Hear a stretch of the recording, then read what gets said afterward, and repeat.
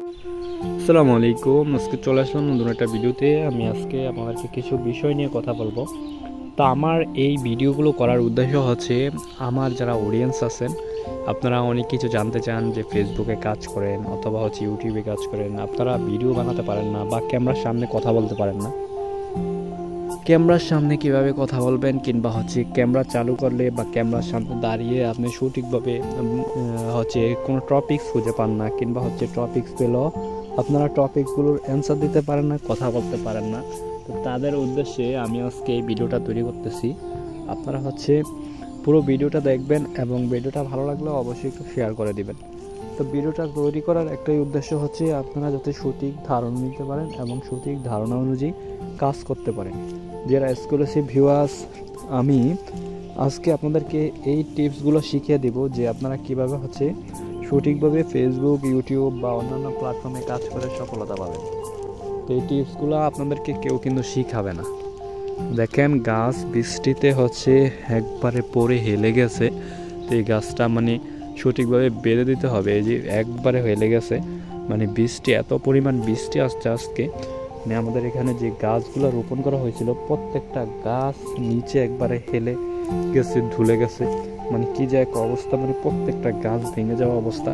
আর দেখেন, ছোট ছোট কালা বেগুন গাছে কালা বেগুন ধরে রয়েছে, কত সুন্দর মাশাআল্লাহ। প্রত্যেকটা কালা বেগুন গাছে কালা বেগুন ধরেছে। এখানে যারা ফসল করেছেন, ওনাদের এই ফল গাছের পাশাপাশি এখানে কিন্তু সবজিও রোপণ করেছে। তো আপনাদের একটা জায়গা যদি একটু খালি জায়গা থাকে গ্রাম অঞ্চলে বা যেখানেই হোক, আপনারা কিন্তু অনেক কিছু রোপণ করতে পারবেন এই জায়গাগুলোতে। তো আমি বিষয়টা বলতেছিলাম, দেখেন কোন কথা থেকে কোন কথায় চলে গেছি, যে আপনারা যদি ফেসবুক বা ইউটিউব যে কোনো প্ল্যাটফর্মই হোক সঠিকভাবে কাজ করেন, সঠিকভাবে কাজ করলে আপনি সব জায়গায় সফলতা পাবেন। এবং আপনি ক্যামেরা ধরলে কথা বলতে পারবেন না কেন? ক্যামেরা ধরলে আপনি কথা বলতে পারবেন যদি আপনার ইচ্ছা শক্তি থাকে। আপনি সুন্দর মতন কথা বলবেন, সুন্দর মতন কথা বলে ক্যামেরা চালু করলেও তো কথা বলা যায়, এটা কোনো সমস্যা না।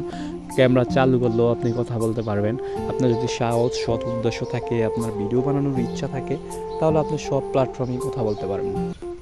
তো ভিডিওটা বেশি বেশি শেয়ার দিবেন, নতুনদেরকে একটু ইন্সপিরেশন দিবেন, নতুনরা যাতে ভিডিওটা থেকে কিছু শিখতে পারে। কেননা আমি ভিডিওটাতে কিছু দেখাতে পারি নাই, তবে আমি প্রকৃতির মাঝে সেই ভিডিওটাতে আমি অনেক কিছু বলার চেষ্টা করছি। আপনারা যারা বুঝবেন তারা অবশ্যই বুঝতে পারবেন। আর এখানে আমি সবসময় আমার অডিয়েন্সদেরকে খুশি রাখার জন্য ভিডিও তৈরি করি। দেখেন, এখানে একটা হাতিছড়া গাছ, এটা কিন্তু একটা ঔষধি গাছ। এটাতে কিন্তু অনেক উপকৃত অনেক কিছু রয়েছে।